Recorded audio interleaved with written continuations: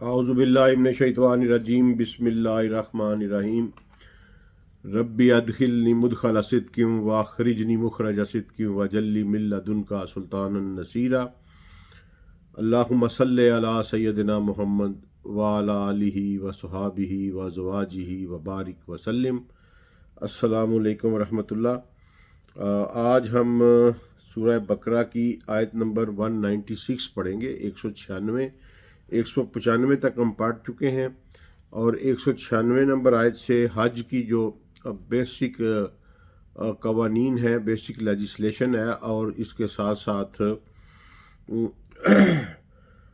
उसके बारे में क्या अहकामात हैं वो इसमें बयान हुए हैं। तो मैंने आपसे सवाल पूछा था कि इसको पूरे टॉपिक को पढ़ें या आयत बे आयत, तो फिर यही डिसाइड किया है कि हम आयत बे आयत पढ़ेंगे, क्योंकि ये जितना भी चैप्टर हमने पढ़ा है ये बेसिक लेजिस्लेशन है। इन सब की तफसीलात जो है वो आगे आनी है एक एक करके, तो उसमें फिर हज की भी आएंगी जो तफसीलात, तो फिर वो हम पढ़ लेंगे।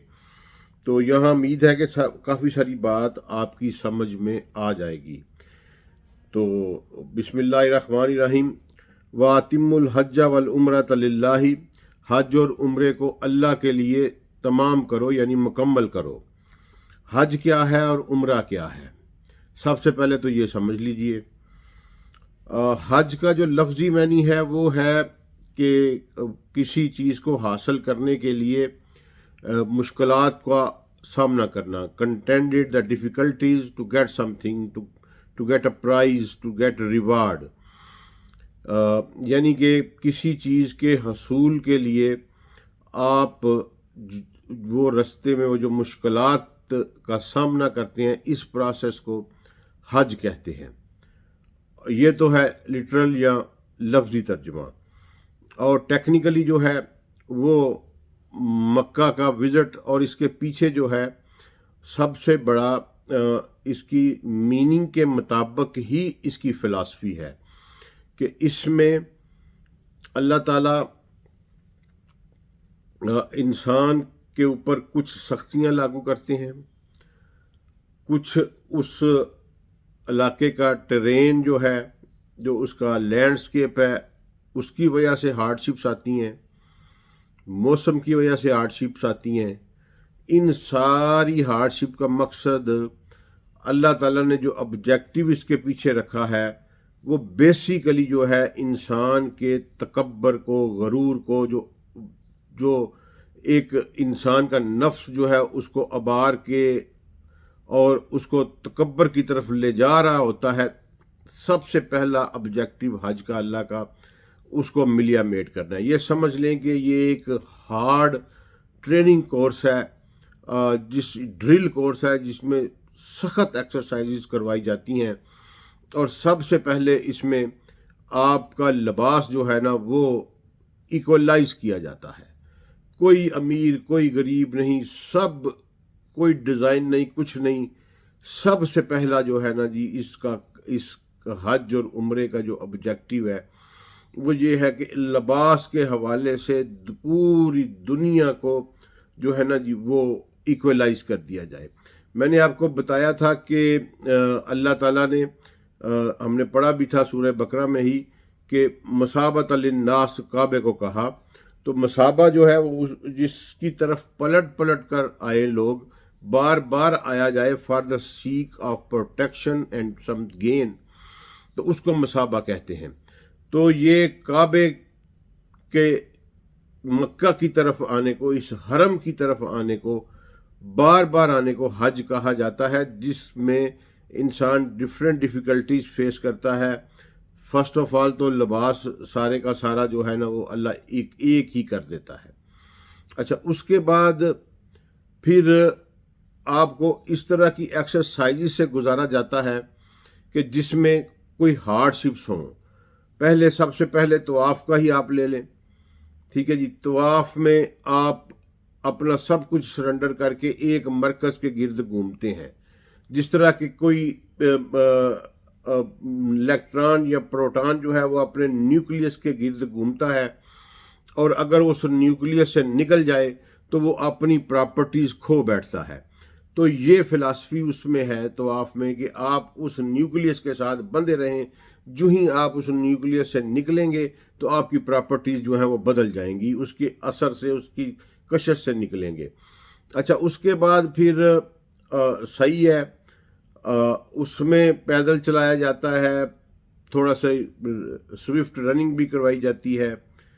پھر اس کے بعد مثلا حلق کرنا ہے، ٹینڈ کرا کے، یہ ان ساری چیزوں کا مقصد انسان کے نفس کو، اس کے تکبر کو منیمم لیول پہ لے کے آنا ہے۔ وہاں کھلی چھت کے نیچے رہنا ہے، مزدلفہ میں خیموں میں سونا ہے، زمین پہ لیٹنا ہے۔ تو لائک وائز یہ ٹوٹل کا ٹوٹل یہ نفس کو ملیا میٹ کرنے والی جو ہے نا جی، یہ ایک ایکسرسائز ہے۔ اور اس کا یہ ہارڈ شپس، اس کے پیچھے پھر گین پرائز کیا ہے، وہ پھر یہ ہے کہ انسان کے پچھلی ساری کی ساری خطائیں جو ہیں وہ معاف کر دی جاتی ہیں۔ وہ ٹریننگ کورس سے گزار کر اس کا پچھلا احتساب ختم کر دیا جاتا ہے اور کہا کہ نئے سرے سے اب میں نے تمہیں نئی ٹریننگ دے دی ہے، تم ٹرینڈ ہو گئے ہو، اب اس ٹریننگ کو اپنی پریکٹیکل لائف میں جا کے امپلیمنٹ کرو۔ ہمارے جو بزرگ کہتے ہوتے تھے نا کہ حج کر رہے ہیں، اب حج کو سنبھالنا بھی ہے، تو اس کے پیچھے یہی کانسیپٹ تھا کہ کیونکہ ٹریننگ کا بیسک کنسیپٹ یہ ہوتا ہے کہ آپ کی جو ہارڈ نٹ بن گیا ہوتا ہے انسان روزمرہ کی معاملات میں، اس ہارڈ نٹ کو توڑنا ہوتا ہے اور نئی پریکٹسز انکلکیٹ کرنی ہوتی ہیں۔ انسان کے کمفرٹ زون کو توڑ کے اسے پریکٹیکلٹی کی طرف لے کے جانا جو ہے ٹریننگ، ہر ٹریننگ کا یہی مقصد ہوتا ہے۔ تو حج بھی ایک سارٹ آف ٹریننگ ہے جس میں آپ کا وہ جو پچھلی زندگی ہے اس کے کمفرٹ زون کو توڑا جاتا ہے، اور پھر جب آپ آگے جا کے اس کو امپلیمنٹ کرتے ہیں، اس ٹریننگ سے جو کچھ آپ نے ایکوائر کیا ہوتا ہے، تو پھر ایک سمجھ لیں نئی زندگی ہوتی ہے۔ پچھلے کا تسلسل جو ہے آپ سے کاٹ دیا جاتا ہے کہ اس کے جو وبال ہوتا ہے آپ کے اعمال کا، وہ ہمارے لیے یہ اللہ کا بینیفٹ ہے کہ اس کو ہٹا دیا جاتا ہے، اور پھر نئی زندگی میں اس ٹریننگ کے امپلیمنٹیشن کے حوالے سے پھر ہمیں جج کیا جاتا ہے۔ تو اگر انسان وہاں سے نکل کے آئے اور کچھ بھی حاصل نہ کرے تو یہ بڑی خطرناک بات ہے۔ میں اس پہ کوئی فتویٰ نہیں لگاتا، بہرحال یہ کوئی اچھی بات نہیں ہے، خطرے والی بات ہے۔ اچھا جی، تو اللہ نے کہا کہ حج اور عمرہ کیا ہے؟ عمرہ کا جو لٹرل میننگ ہے وہ وزٹ ہے جی، ٹھیک ہے، ٹورنگ، وزٹنگ۔ تو حج جو ہے یہ جیسے آگے آئے گا کہ یہ پرٹیکولر مقام ہے، اس میں میقات ہے، ٹھیک ہے جی۔ اس کے علاوہ پرٹیکولر دن ہیں، اور ان دنوں میں بھی پرٹیکولر سکیجولز ہیں انسان کے، بالکل ایک ٹائم لائن کے مطابق ایک کیلنڈر بنا دیا گیا ہے کہ فلاں دن یہ کرنا ہے، فلاں دن یہ کرنا ہے، فلاں وقت یہ کرنا ہے، فلاں وقت یہ کرنا ہے۔ بالکل جس طرح آپ ٹریننگ کورس پہ جاتے ہیں نا تو آپ کو تھمایا جاتا ہے جی 9 سے 10 تک یہ ہوگا، 10 سے 11 تک یہ، بالکل لائک اسی طرح ٹریننگ سکیجول ہے۔ اور جو عمرہ ہے یہ اوپن ہے، یہ والنٹیئر وزٹ ہے، جب کبھی بھی آپ چاہیں آپ یہ کر سکتے ہیں۔ اس میں ٹائم کی جو ہے نا جی کوئی قید نہیں لگائی گئی۔ یہ ایک انفارمل وزٹ ہے، اور جو حج ہے یہ فارمل وزٹ ہے۔ آپ یہی سمجھ لیں کہ حج جو ہے یہ فارمل ٹریننگ ہے، اور عمرہ جو ہے یہ انفارمل وزٹ ہے۔ تو یہ ان دونوں میں جو ہے نا جی وہ ٹیکنیکلٹی کے لحاظ سے یہ فرق ہے۔ اچھا، باقی جو آگے اس کے پیٹرن میں، پریکٹسز میں جو فرق آئے گا وہ میں پھر آگے بیان کروں گا۔ تو اللہ کہہ رہا ہے وَأَتِمُّوا الْحَجَّ وَالْعُمْرَةَ لِلَّهِ، اللہ ہی کے لیے اس کو پورا کرو۔ فَإِنْ أُحْصِرْتُمْ فَمَا اسْتَيْسَرَ مِنَ الْهَدْيِ۔ اچھا، اگر رستے میں تم کہیں گھیر لیے جاؤ، کوئی دشمن آن پڑے، کوئی مصیبت آن پڑے، کوئی موسم آ جائے اس طرح کا، کوئی بھی افتاد آن پڑے، تو فَمَا اسْتَيْسَرَ مِنَ الْهَدْيِ، کہ جو کوئی بھی آسانی سے یسر سے نکلا ہے، جو کچھ بھی آسانی سے تمہیں میسر ہو اس کو قربان کر دو، ٹھیک ہے۔ اب یہ کب بات ہو رہی ہے کہ جب ابھی آپ کعبہ میں نہیں پہنچے، ابھی آپ حرم میں نہیں پہنچے، کوئی افتاد آ گئی۔ اب یہ دیکھیں کہ چونکہ یہ مسابۃ للناس تھا تو دنیا کے ڈفرینٹ علاقوں سے ڈفرینٹ اقوام نے اس کی طرف آنا ہے۔ یہ اللہ تعالیٰ، اس سے یہ ثابت ہوتا ہے کہ یہ آخری دین ہے اور اس میں کسی قسم کا کوئی تغیر اور نئی کوئی ایڈیشن پاسبل نہیں ہے۔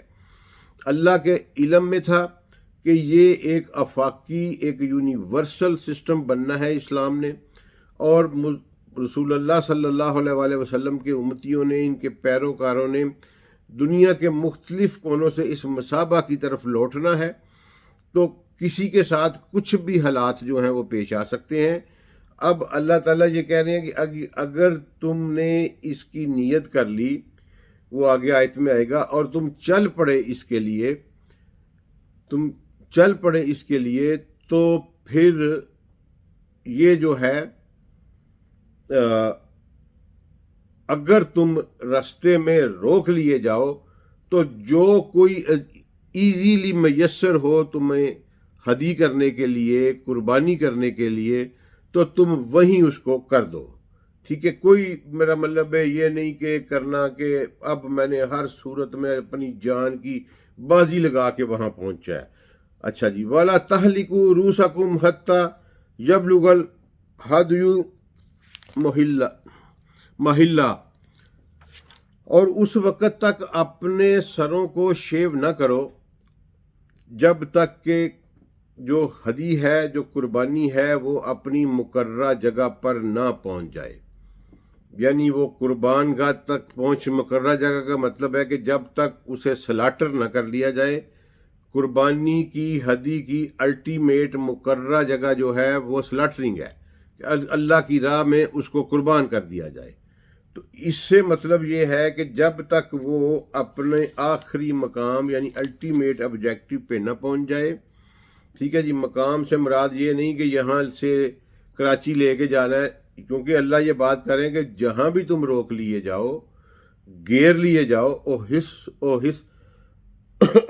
صرف تم کہ تم میں گیر لیا جائے، تمہیں مجبور کر دیا جائے، وہ نیچرل کلیمٹی سے بھی ہو سکتا ہے، آرٹیفیشل کلیمٹی سے بھی ہو سکتا ہے، دشمن کی طرف سے بھی ہو سکتا ہے، کسی بیماری کی وجہ سے بھی ہو سکتا ہے، کسی ایکسیڈنٹ کی وجہ سے بھی ہو سکتا ہے۔ 100 معاملات زندگی میں آ جاتے ہیں۔ اللہ کہتا ہے کہ اگر تم روک لیے جاؤ، گراؤ کر لیے جاؤ، تو پھر تم جہاں ہو وہیں اور قربانی جب اپنے مقام پہ پہنچے، اس کا مطلب ہے کہ جب وہ سلاٹر ہو جائے، جب تک سلاٹر نہ ہو اس وقت تک اپنا حلق نہ کرواؤ، یعنی اپنی شیو جو ہے نا، یہ اپنے سر کو شیو نہ کرواؤ۔ اچھا جی، اس کے بعد فَمَنْ كَانَ مِنْكُمْ مَرِيضًا أَوْ بِهِ آذًا مِنْ رَأْسِهِ فَفِدْيَةٌ مِنْ صِيَامٍ أَوْ صَدَقَةٍ أَوْ نُسُكٍ، اور تم میں سے جو کوئی مریض ہو، بیمار ہو، یا اس کے سر میں کوئی تکلیف ہو، ٹھیک ہے جی، کسی وجہ سے اگر وہ سر نہیں منڈوا سکتا، شیو نہیں کروا سکتا، بیمار ہے، کوئی سر تکلیف ہے، کوئی پھوڑا نکلا ہوا ہے، بلیڈنگ ہو جائے گی، 100 معاملات ہیں، میرا مطلب ہے اگر وہ نہیں کرا سکتا تو پھر اس کا فدیہ ہے۔ وہ کیا ہے؟ فدیہ ہوتا ہے متبادل۔ فدیۃ من صیام، روزے رکھے، اور صدقات یا چیریٹی کرے، اور نسک یا پھر جانور قربان کرے۔ اب یہاں دیکھیں، صدقہ اور نسک یہ 2 علیحدہ چیزیں ہیں۔ ٹھیک ہے جی، نسک یہ ہے کہ اینیمل کو سلاٹر کر کے اللہ کی راہ میں دے دینا، کیونکہ نسک کا بیسک مطلب ہے سلاٹرنگ۔ ٹھیک ہے جی، تو ریلیجس سلاٹرنگ سمجھ لیں کہ اللہ کی راہ میں کسی اینیمل کو، جو حلال طیب اینیمل ہے، ان کو قربان کر کے خیرات کر دینا، وہ لوگوں کو کھلا دینا، لوگوں میں بانٹ دینے کو نسک کہتے ہیں۔ اور صدقہ جو ہے وہ بغیر سلاٹرنگ کے چیریٹی ہے۔ آپ کسی کو پیسے دے دیں، آپ کسی کو کھانا کھلا دیں، صدقہ میں سلاٹرنگ نہیں ہے، نسک میں جو ہے وہ ہے ہی سلیکٹنگ، یعنی ذبح کرنا ہے آپ نے، میں اردو میں ذبح کرنا ہے۔ اچھا جی، اب یہ ہو گیا، اللہ نے بتا دیا کہ اگر تم رستے میں روک لیے جاؤ، کعبہ تک نہ پہنچ سکو، حرم تک نہ پہنچ سکو، تو رستے میں جہاں کہیں تم ٹھہرے ہو جو کچھ تمہیں ایزیلی میسر آئے وہ ہدی کر دو، اور اس وقت تک ہدی جب تک اپنے مقام یعنی سلاٹر میں نہیں پہنچ جاتی، ذبح نہیں ہو جاتی، تم اپنے سر نہ منڈواؤ۔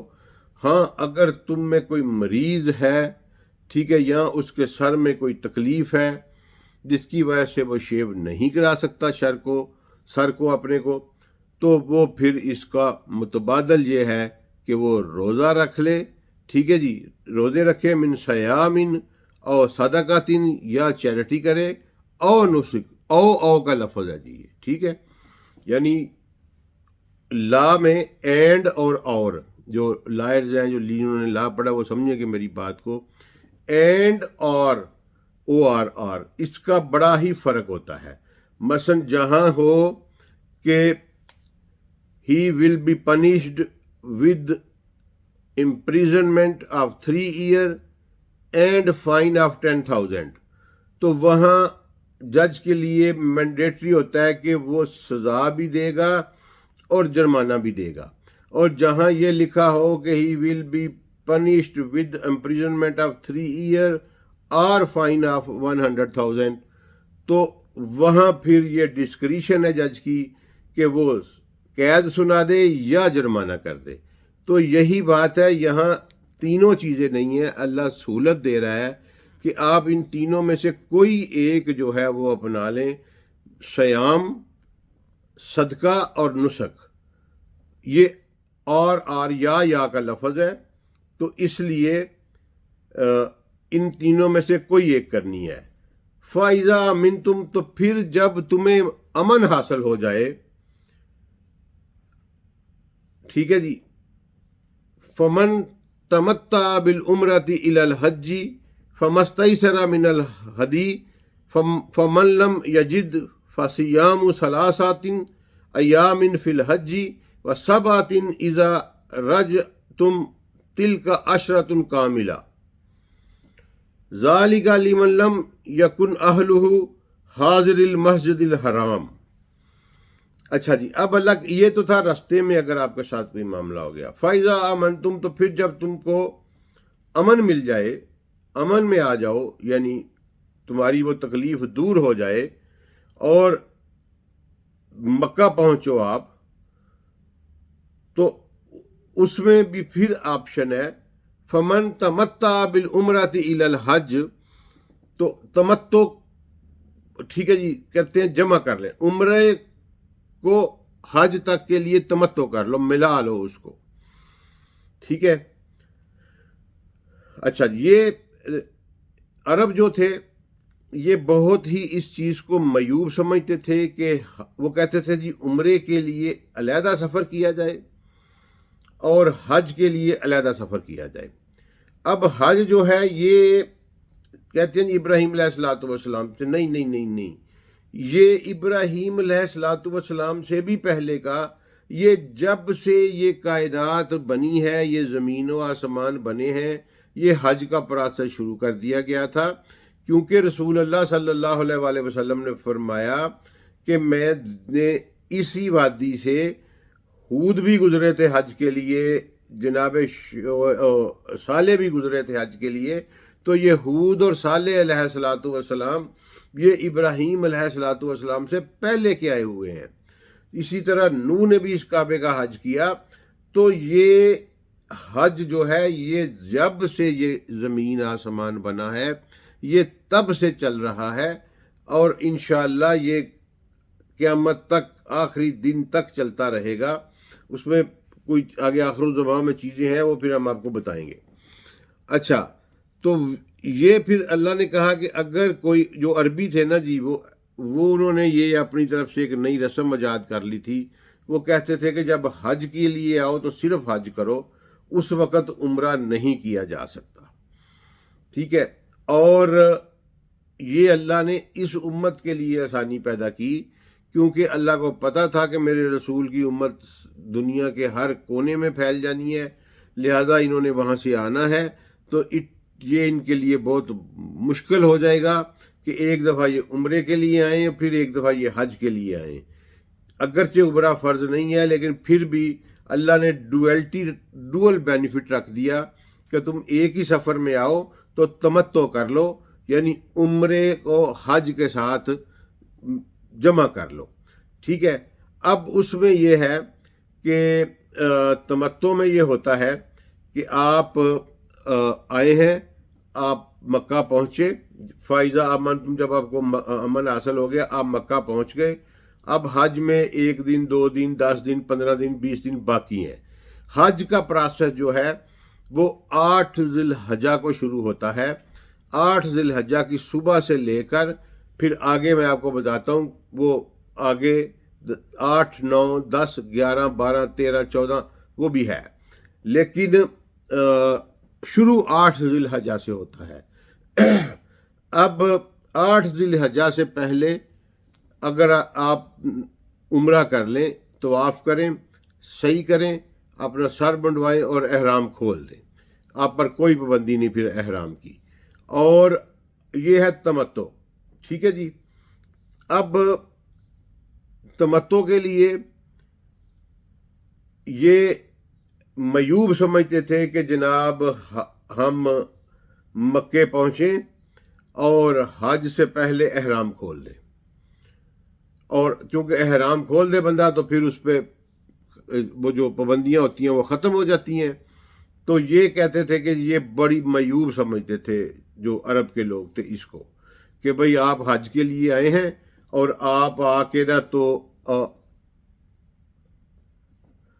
حج کے لیے آئے ہیں تو آپ آ کے جو ہے نا جی وہ اس کو احرام کھول دیں، تو یہ پھر مانتے نہیں تھے۔ پھر رسول اللہ صلی اللہ علیہ وسلم نے بڑی مشکل سے ان کو منایا اور اس کے اوپر بڑی تاکید کی۔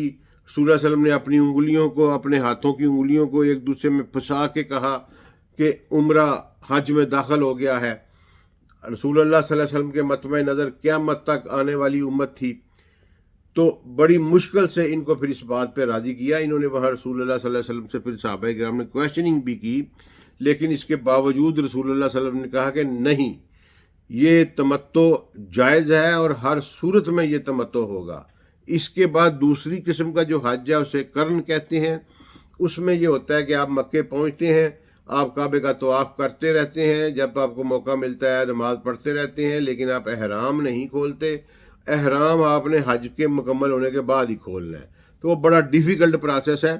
تو اللہ نے اس امت پر آسانی کی، تمتع بالعمرۃ الی الحج فما استیسر من الہدی، تو تمہیں جو کوئی آسانی سے میسر آئے وہ ہدی کر لو، فمن لم یجد، اور جو کوئی اس کی طاقت نہ رکھتا ہو قربانی دینے کی، جانور خرید کے ذبح کرنے کی، فصیام ثلاثۃ ایام فی الحج، تو وہ حج کے دوران 3 دن کا روزہ رکھے۔ اب یہ دیکھ لیں کہ ہاں 8 9 10 11 12 یہ حج کے ایام ہیں، ٹھیک ہے جی۔ اس میں 3 دن کا اللہ کہتا ہے کہ وہ روزہ رکھے، فصیام ثلاثۃ ایام فی الحج وسبعۃ اذا رجعتم، اور 7 روزے وہ رکھے جب وہ گھر پہنچ جائے۔ یہ بھی اللہ نے سہولت دی کہ ٹوٹل نہیں کہا کہ 10 کے دن ادھر روزے رکھ کے جاؤ، لیکن یہ ان کے لیے ہے جن کے پاس فلم یجد، جو قربانی کو نہ پائیں، ٹھیک ہے جی، جو ہدی کو نہ پائیں، جن کے پاس پیسے نہ ہوں، کوئی مجبوری بن جائے کسی بھی وجہ سے، اگر وہ قربانی نہ دے سکتے ہوں تو پھر وہ 3 روزے وہیں رکھیں گے اور 7 روزے گھر آ کے رکھیں گے۔ تلک عشرۃ کاملہ، یہ پورے 10 ہو جائیں گے۔ ذالک لمن لم یکن اہلہ حاضر المسجد الحرام، اور یہ ان لوگوں کے لیے یہ قانون ہے جن کے اہل و عیال مسجد الحرام میں نہیں رہتے، یعنی جو مکہ کے رہنے والے نہیں ہیں، وہ 3 ادھر رکھیں گے حج کے دوران اور 7 جو ہیں وہ گھر جا کے رکھیں گے۔ اور یہ پورے 10 ان کے روزے ہو جائیں گے قربانی نہ دینے کی صورت میں۔ اب قرآن میں یہ دیکھ لیں کہ اگر نا وہ میں حج مشن میں نا ڈیوٹی پہ گیا تو وہاں بک لیک چھوٹی چھوٹی آپ نے دیکھی ہوں گی کہ لوگ بانٹتے ہیں حج کے لیے، طریقہ کار کے لیے۔ تو ایک ہم نے پروجیکٹ شروع کیا تھا وہاں کہ ڈیلی ہم نا اپنے جو گروپ لیڈر ہوتے ہیں، حج میں گروپ بنتے ہیں، پھر گروپ کے لیڈر ہوتے ہیں، تو ڈیلی ہم 300 گروپ لیڈرز کو نا لے کے جاتے تھے حج سے پہلے، کیونکہ لوگ 40 دن پہلے پہنچنا شروع ہو جاتے ہیں۔ تو ہم 300 گروپ لیڈرز کو ڈیلی ٹریننگ کروا رہے تھے حج کی مکہ میں، اور یہ فرسٹ ٹائم شروع کیا گیا تھا۔ الحمدللہ یہ میرا برین چائلڈ تھا، اور میرا خیال اس کے بعد پھر یہ کنٹینیو بھی نہیں رہ سکا۔ تو میں نے وہاں یہ پروجیکٹ لانچ کیا، سیکٹری صاحب کو، ڈی جی حج کو کنونس کیا، منسٹر تھے خورشید علی شاہ، انہوں نے میری بات مانی، اللہ ان کو جزائے خیر دے۔ تو وہ نا ہم نے پھر وہاں ایک ٹریننگ لانچ کی کہ 300 گروپ لیڈرز کو ہم لے کے جاتے تھے ڈیفرنٹ بسوں میں بٹھا کے حج سے پہلے منی، عرفات، مزدلفہ، اور ان کو فزیکلی بتاتے تھے کہ آپ نے کیا کرنا ہے۔ تو میں اس پروجیکٹ کا انچارج تھا، تو میں پھر انہیں بتایا کرتا تھا کہ یہ منی ہے، یہ فلاں ہے، یہاں آپ نے یہ کرنا ہے، یہاں یہ کرنا ہے، یہاں یہ کرنا ہے۔ تو وہ گروپ لیڈرز پھر آگے جا کے اپنے جو ان کے گروپ کے ممبرز ہوتے تھے پھر ان کو یہ سارا کچھ بتاتے ہوتے تھے۔ ہم ان کو فزیکلی لے کے جاتے تھے حج سے پہلے۔ تو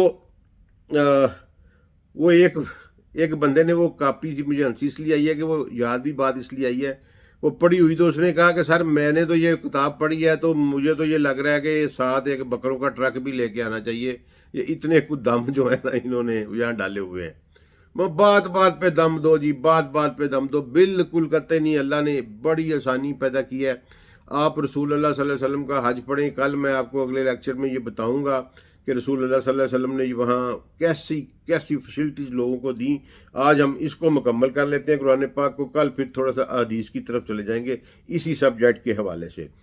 اچھا، یہ ان لوگوں کے لیے ہے کہ یہ 3 ادھر رکھیں، 7 گھر جا کے رکھیں جو مسجد الحرام کے رہنے والے نہیں ہیں۔ اس کا مطلب ہے کہ اللہ پورے حرم کو مسجد الحرام کہتا ہے، یہ وہ مسجد نہیں جو بنی ہوئی ہے اب مسجد الحرام جس کے اندر کعبہ ہے، نہ نہ نہ نہ، پورے حرم کی حدود جو کہ رسول اللہ نے خود متعین کروائی تھیں، یہ ہر سمت میں ڈیفرنٹ ہیں۔ اس کی بھی میں تفصیل آپ کو دوں گا۔ کسی طرف سے 7 میل ہیں، کسی طرف سے 12 میل بھی ہیں، تو یہ ہر سمت میں ڈیفرنٹ ہیں۔ وہ ساری کی ساری مسجد الحرام ہے، تو جو وہاں کا رہنے والا ہے وہ یہ نہیں کرے گا، وہ 10 کے 10 وہیں پورے کرے گا اور مسلسل پورے کرے گا۔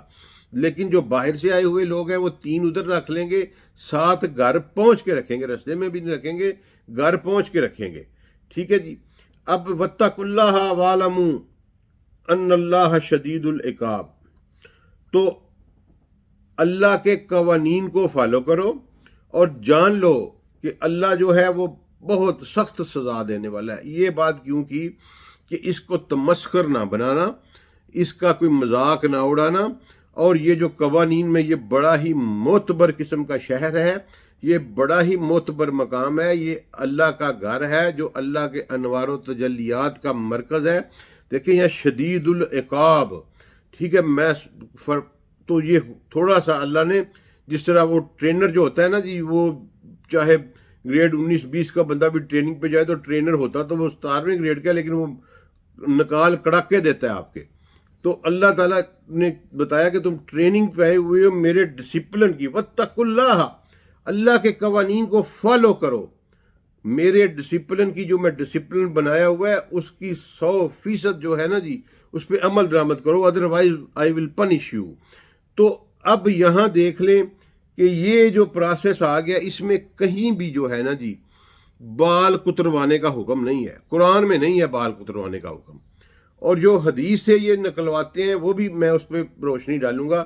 لیکن دیکھ لیں قرآن جو ہے وہ یہ کہہ رہا ہے کہ خلق کرواؤ، ایک ہی آپشن ہے کہ تم اپنے سر کو شیو کرواؤ، ٹھیک ہے، اور اگر تم نہیں کروا سکتے اس کی دو وجوہات ہیں، تم بیمار ہو یا تمہارے سر میں کوئی مسئلہ ہے، ٹھیک ہے جی، ایک بخار وغیرہ چڑھا ہے نہ کراؤ، نمونیا ہوا ہے نہ کراؤ، لیکن اگر کوئی پھوڑا پھنسی نکلی ہے پھر بھی نہ کرواؤ، کوئی اور پرابلم ہے، یعنی کہ میڈیکل آذن من راسی ہی، ٹھیک ہے جی، تکلیف ہے، کوئی بیماری ہے تمہارے سر میں، تو ففدیتن، تو پھر فدیہ دے سکتے ہو، یعنی ود آؤٹ میڈیکل ریزن آپ کے پاس کوئی آپشن نہیں کہ آپ ٹینڈ نہ کروائیں یا حلق نہ کروائیں۔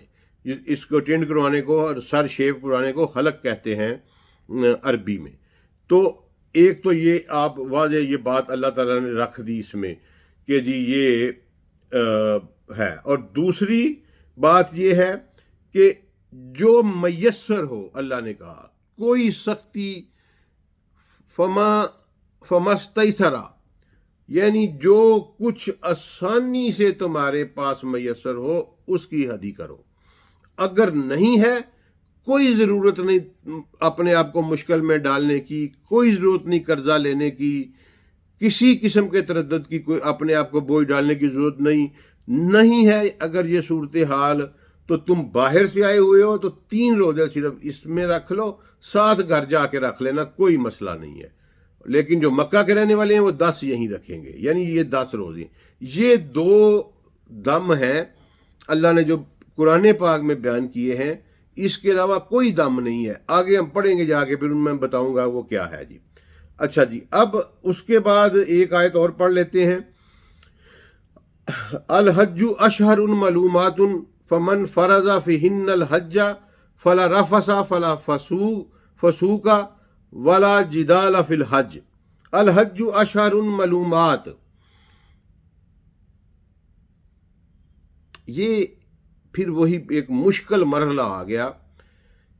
میں نے بہت سارے علماء سے یہ سوال پوچھا ہے اور کوئی بھی اس کا مجھے سیٹسفائی جواب ابھی تک نہیں دے سکا، میں خود بھی، یہ کیلنڈر والا مسئلہ آ گیا دوبارہ پھر وہی، الحج اشہر معلومات، حج کے مہینے معلومات کا مطلب ہوتا ہے کہ مقرر بھی ہیں اور سب کو معلوم بھی ہیں، یعنی اوپن سیکرٹ ہم جس کو کہتے ہیں، کہ معلومات کا مطلب ہے، معلوم کا مطلب ہے کہ ویل نون تھنگ، ٹھیک ہے جی، معلومات یہ وہ مہینے ہیں جو کہ مقرر بھی ہیں اینڈ ویری ویل نون، ہر بندہ ان کو جانتا بھی ہے۔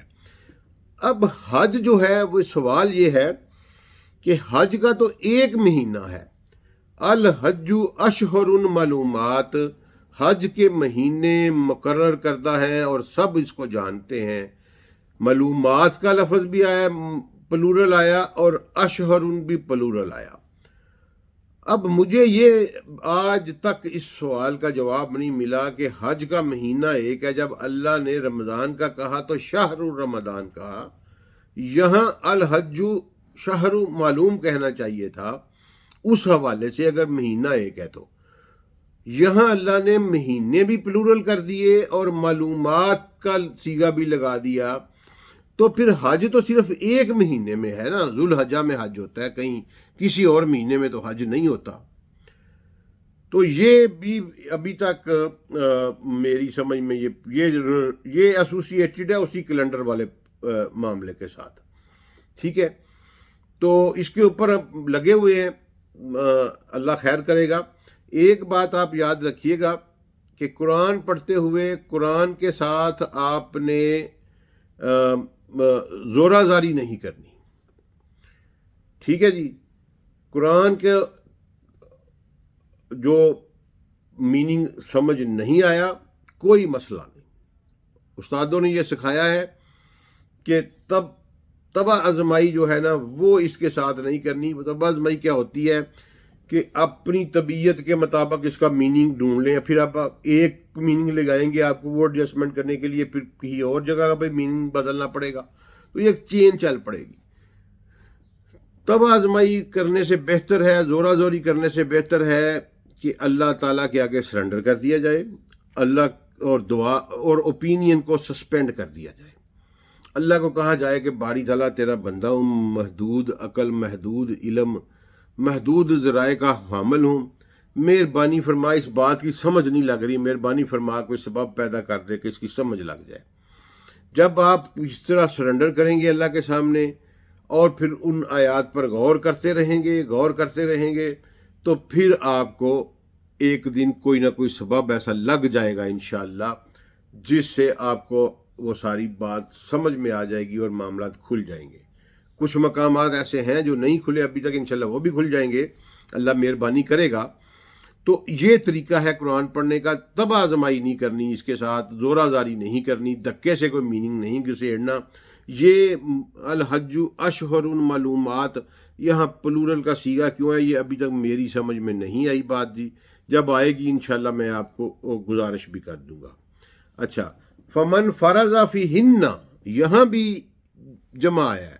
فمن فرض کہتا ہوتا ہے کہ اپنے آپ پر پابندی لگا لینا، یعنی نیت کر لینا. ٹھیک ہے جی، اپنے آپ پر فرض کر نیت کر. فمن فرض فیہن، تو جو کوئی ان میں فیہن، جو کوئی ان میں نیت کرے، حج کی.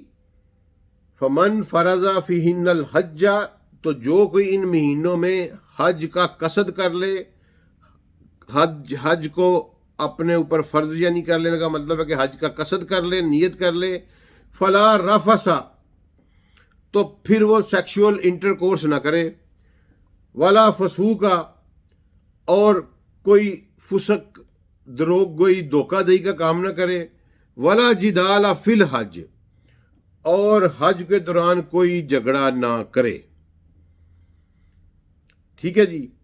یہ اب دیکھیں کہ فمن فرض فیہن، جو کوئی ان مہینوں میں اس کا قصد، اس کا ارادہ کر لے حج کا.